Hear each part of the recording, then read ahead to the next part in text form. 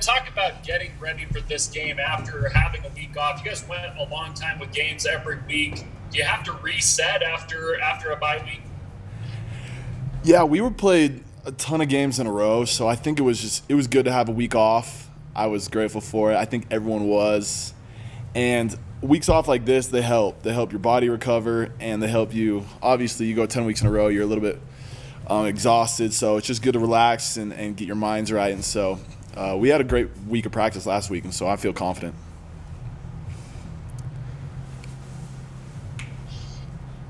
Hey, Ben, what's it like traveling 2 time zones away to play? Is it a factor at all? Or I've asked your teammates about this, so maybe I'm overplaying it a little bit, but I got a story to write. So what's it like going to – is it any different on a player? I would say, obviously, the climate being different, like it's going to be more humid down there, and so that might affect the players. But when it comes to just traveling, like the plane ride's not a huge deal. The plane ride back is not a big deal. It's just the climate. So Georgia Southern, obviously, we know it's different than Utah, and so you just got to get your mind right, prepared for that before going down there. So, yeah, that's what I would have to say about that. And then I know you follow social media a little bit. Obviously, Kalani's name's popping up for job openings.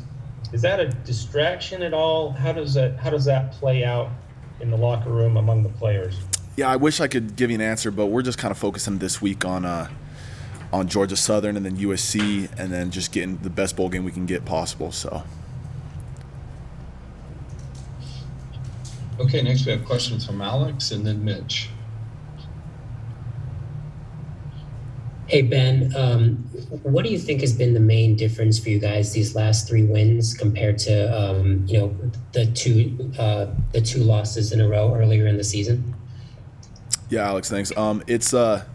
We've had some great weeks of practice, and I think obviously you get humbled a little bit by Baylor. I think after that loss, we just kind of realized, hey man, we got to get our stuff back together, get practicing hard, and keep doing the things that got us to our first initial 5 wins. So.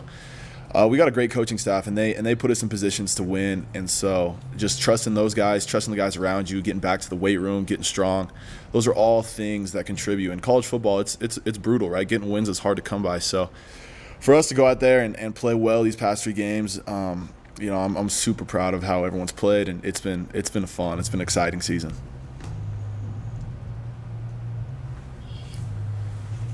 And what were some areas of focus during the bye week in practice last week? Yeah, Mitch. Some things that we did was just back to one-on-ones, back to the stuff that's not always the funnest, right? Back to one-on-ones, tackling, just the fundamentals, and especially, I play linebacker, obviously, and so some things that we were focused on is wrapping up, tackling, driving your hips, getting off blocks. Those are things that you can control, and so doing things the right way, getting the fundamentals down, are going to make you a better football player. And then when they become second nature, you don't got to think about them. So doing those things last week is what we did, and then just kind of figuring out Georgia Southern, the game plan, what are we going to do, and so kind of getting the wrinkles out was what we did, and obviously resting and relaxing this weekend. So. How similar is Georgia Southern's option to Navy, the one you guys faced in 2020? Is there any similarities at all that you see beyond just simply the name triple option? Absolutely. There's some similarity for sure. It's Navy's a little bit more just true triple option, right? Dive, keep, pitch, right? And so they mix it up a little bit. They're more in the gun, and so, but it's going to be old timing, downhill, hard-nosed football, and I'm excited. I'm excited for it, but. Yeah, they're tricky. They're great athletes down there. I mean, it's Georgia, so we're gonna have to bring our A game and prepare, and so it'll be fun. I'm excited.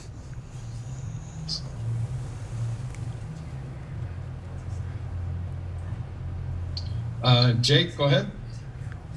Ben, you talked about the fact you guys got back to fundamentals and your tackling. I think a lot of people have wondered about the whole idea of wrapping up. What is the philosophy for you guys? Is it the first guy wraps up, the other guys come in and try and punch the ball out? What is the philosophy from the coaches? The first guy, just get the guy down. You want to get the solo tackle, just get him down, stop him. And so That's huge. Obviously, you're looking for turnovers, and that's something that that's next level. You always got to be doing that. But first guy, get them down. If not, just swarm. The whole defense is you want to be, every hat on the ball. So getting everyone there is something huge. But if you can get the tackle down yourself, that's the biggest part. But wrapping up, that gives your teammates opportunities to get in there and clean up the tackle. So those are the fundamentals. Just tackle the guy and then stop. Keep your feet driving. So there's always, tackling it's a decaying skill. You always got to be doing it and practicing it. Otherwise, it starts to fade on you. So can never be too good at tackling. Fair enough. And then building off Mitch's question, you faced Navy last year. You also faced Coastal Carolina. And I asked Kalani if this was more of a similar option attack to what you saw from that kind of hybrid Coastal Carolina defense. I know you didn't play much, if at all, last year, but do you remember facing Coastal Carolina? So I was sitting on my couch in a sling, just sad as can be, just watching that. So I couldn't really tell you. They look good. The linebackers look good. So I wish I could give you an answer on that one, Jake, but apologize. No worries. Thank you. We've got time for one class question from Jake.